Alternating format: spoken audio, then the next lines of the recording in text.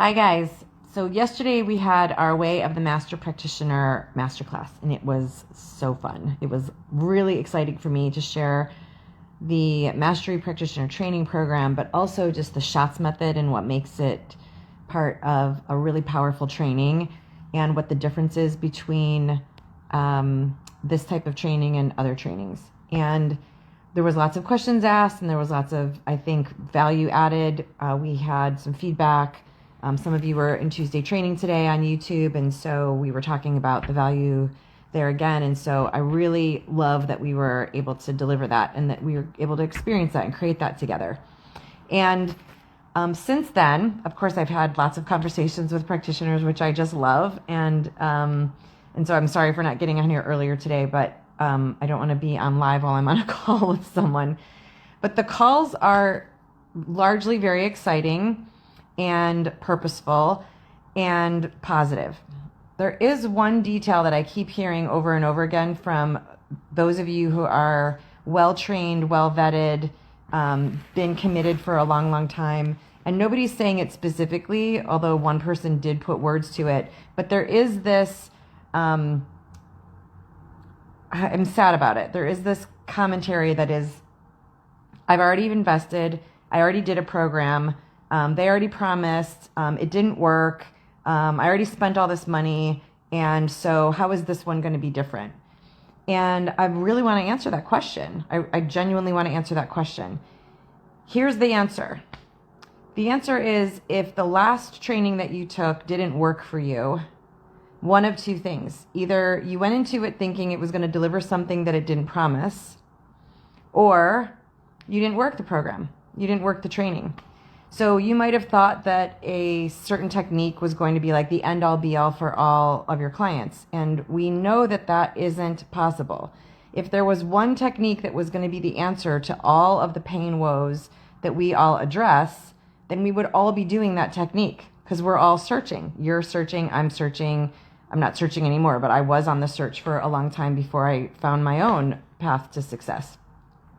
So if you went into a training thinking that, well, this is a modality or a technique, and I just get to do level 1 of this technique, and then I'll get better at it, and I'll do level 2, I'll invest again into the same technique, and then I'll invest in level 3, and then that will be the answer for everything. Well, there was the reason why it didn't work, because one technique doesn't do all the answers. And so I would suggest then that you went into that training thinking it was going to be something that it was never going to be. The other part of it is, did you actually allow the transformation to happen? Was the program or training that you were up to even supposed to transform you?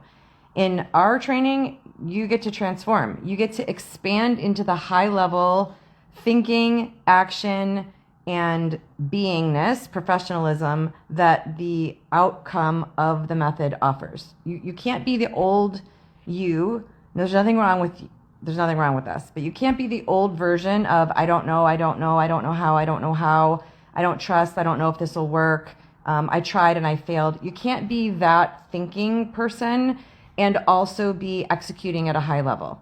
Like, there's got to be a transformation that you allow to happen in a transformational program. Maybe that's what was missing. Maybe the program didn't have that and you needed to have the transformation. Or maybe the transformation was on offer to you and you insisted on going back to who you were. That happens a lot when we're not in a container where there's accountability and active coaching and others that are striving alongside of you. When we're in the absence of that, it's human nature to just float a little, which is a really interesting paradox, because we're actually evolutionary beings. So the fact that we would float when we're by ourselves, when we're evolutionary, and not be self-motivated to always be in the striving, it's not that we're failing, it's that part of our striving and part of our expansion comes from our connection with other people. So you need to be in that community and in that connection. Did the training that you have that community? Did you have live access to your trainer repeatedly, or was it just for a weekend and then you were supposed to come back in 3 months? Like, this is why I structured the program the way I did, because I know that all those things are needed. I would have wanted them along the way at points when I didn't get them, and that's what the training provides. But here's the thing.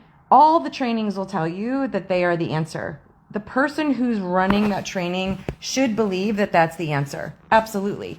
Otherwise, why would you want to take training from someone who didn't believe in what they were doing? So they ought to believe that it works. And then to what? Like, what does it work to do? And even still, doesn't matter what you're promised or who tells you that it's the thing, you get to know if it's right for you.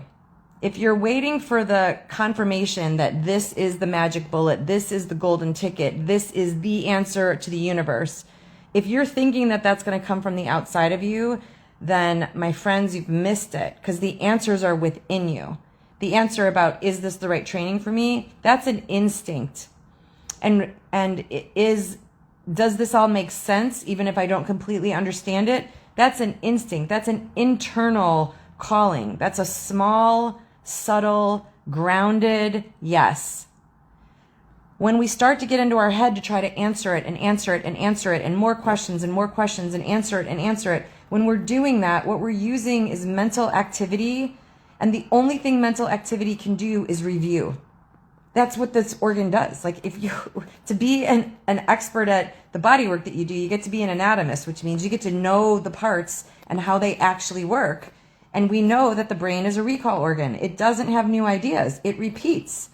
We even have analytics that tell us just how much it repeats. How much does it think? 40.6 thoughts per minute. How many of those are repeated from yesterday? 80% of them. So if you're thinking yesterday, I was disappointed and I'm not getting my needs and I'm lacking confidence and I want more, and you repeat 80% of those thoughts the next day, then you're going to continue to live in the reality that you don't have what you want and the training failed you. So you've got to be in the practice of thinking new thoughts, and that comes from not having repetition be how you make your future decisions. Like, we can't make a future decision based on previous experiences, not entirely. If you think that training fails you and that you don't have any answers, then you're right. If you think that the training was great and I'm still looking for an answer, also right. And are we always looking for an answer? Yeah, if we've chosen the body as our muse, you get to continue to look for an answer. You get to continue to strive because you're never going to learn it all. So there's been some questions for me in my community, like, well, do you still train in other modalities? Do you still train in other techniques? No, I don't. But I listen to what they're up to and I put pieces to it. And what I do with it is I look at what is working and I also look at what's in the gap. And that is how I came up with my own method, because I saw what was in the gap. I literally was like, I can't do what 3 other experts have done. I've got to do something different, because what they did, which was expert level, no shade, what they did was expert level and it didn't solve the problem. So we all didn't solve the problem. How do we solve that? With something different. So if you're studying anatomy and you're a body worker and you're like, yeah, but I already studied it and I don't have all the answers. You're not going to. You're not going to have all the answers in your lifetime. And that's the point. Even when you find the thing that you know works. The Schatz Method works. I know it works. My clients know it works. I know in my own body it works. It's the only thing that has healed me from multiple big injuries, musculoskeletal injuries in my body. It is the thing that works for musculoskeletal injuries. And still, right after I deliver the entire method, which is our mastery program, there's still more to understand about the next body that's in front of you. It doesn't mean that you don't know enough about the method, or that you don't know the method, or that the method doesn't work. It's that, did you continue to take yourself on and think bigger, broader, and deeper, which this method allows for? Did you allow yourself to do that? Or did you take a technique that you followed the dots on, which wasn't deep, and you expected to just continue to follow the dots and then it should lead to the treasure map? That's not how it works, guys. That's not how the body works. It's kind of like denying the sensational magnificence of this creation. Like, if we think that there's just going to be a surface level answer that we can continue to do robotically, then we've missed the point that this is a fascinating vessel. And yes, you can be a scholar at this vessel, and you get to keep striving and staying fresh with what you know about it and your experiences. I have clients every week still after 3 decades. And I'm confident, like, I'm gonna fix it. Like, I got this, right? And still, every time someone walks in, I'm like, okay, what do I know How do I think this through? I get to do this. I get to do that. I get to ask some questions. I need some clarity. Okay, what does that mean exactly? Right. Okay, let's go. So I'm still processing 3 decades later on my own method that I know works. If you're not processing what you've just learned in that way and still striving for it, then that's what's missing. And if it's a technique, it's because techniques aren't the answer. So a technique is, you could think about a technique over and over again, but it's not going to be a one size fits all. It just isn't going to cover everything that all the bodies need. I wish. I studied a lot of techniques before I came up with my own method, and I was like, maybe this will be it. Maybe that'll be it. In fact, I remember the last one that I studied was pretty comprehensive, actually. And they did name it a technique. It doesn't matter what it was called because it's really not a comparison game. But I remember really being like challenged to think outside my own box to learn that technique. And I thought, okay, this has got to be it then because I'm thinking so much. It ultimately wasn't, because again, it was a technique. But that striving to think outside your own box is what you get to do to solve high-level musculoskeletal issues. They're complex, which means you get to stretch your brain to match the complexity. Doesn't mean you have to work hard. It means you get to stretch into the complexity. And sometimes that's just a learning on how to do that. How do I learn how to think that way? Strategic thinking is like the thread that comes through in the training. Even when I'm just teaching anatomy or functional anatomy, I'll get, a practitioner will ask a question and I'll answer it with a question.